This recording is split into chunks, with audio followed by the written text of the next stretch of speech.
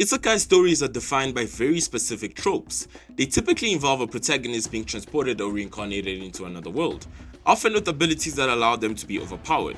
Common themes include quest-like narratives and romance, but the core and the main point really is the journey to another world. We've seen this countless times over.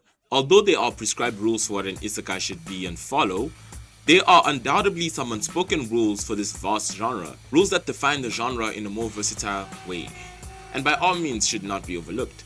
For starters, let's have a detailed look at the rules and tropes of isekai. First of all, we have Rebirth. The main rule that forms the backbone of our isekai, debatably, is the reincarnation or summoning into another world. They are either summoned or reborn into another world. Other types include intrusion and liminal isekai, where intrusion often has the character being forced into another world, often against their will, rather than being summoned or choosing to go. This can involve being physically transported, trapped in a virtual world, or having their consciousness transferred. A good example of this type of anime is ReZero, where Subaru is repeatedly isekai'd.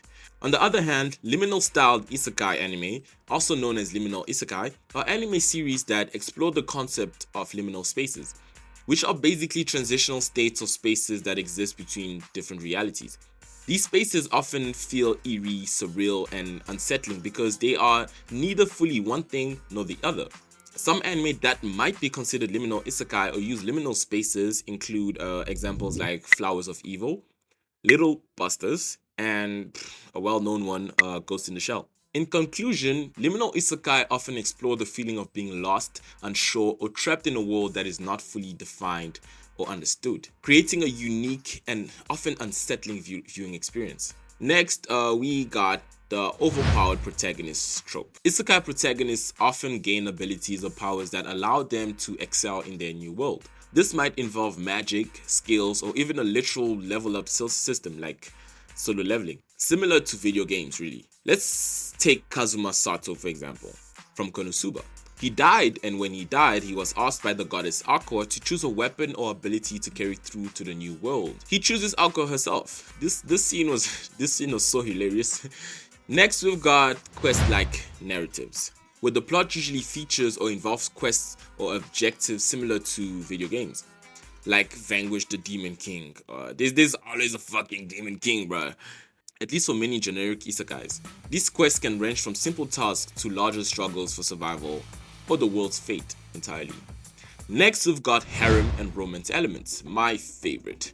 Isekai stories often feature harem or romantic elements, either directly or indirectly. This can involve the protagonist often attracting multiple female companions or developing romantic relationships. It's not an isekai if there are no waifu material female characters in the show, if you ask me. Besides all that, common themes include themes of growth, overcoming adversity, and self-discovery in a new environment. The protagonist's journey often involves learning about the new world and its culture, often through interacting with NPCs or other characters, just like in a video game. But have you ever watched an anime and felt like, nah, this has to be an isekai? It feels like an isekai, it looks like an isekai, it just has to be an isekai. Is Frieren an isekai? Oh, the series takes place in a fantasy world and follows Frieren, an elven mage, on a journey to the resting place of souls to reunite with her former comrade Heimel, whose hero party slew the Demon King. See, I told you, this is always a fucking Demon King. Although missing some aspects of what embodies an isekai anime, specifically the transportation or reincarnation part, Frieren's journey and interactions within the fantasy world where she lives and travels fulfills the core elements of an isekai story, even though she is not a character who has been transported to the world from the real world. In the same sense, I've watched many anime that I couldn't help but feel were isekais, but when I looked them up, I was sadly wrong. To me, what an isekai anime stands for and aims to achieve is escapism for the viewer, immersive world building and adventure with intriguing plots and quests to accomplish. So I decided to make my own rules. So here we go.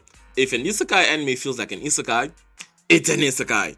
If it looks like an isekai, if it even sounds like an isekai, it's an isekai. If it features creative open world building different from our human world and has a fantasy feel to it, a fantasy setting, fantasy elements with hot female characters, it's an isekai. irregardless of whether it incorporates reincarnation or summoning into another world. Now, I know what you're thinking.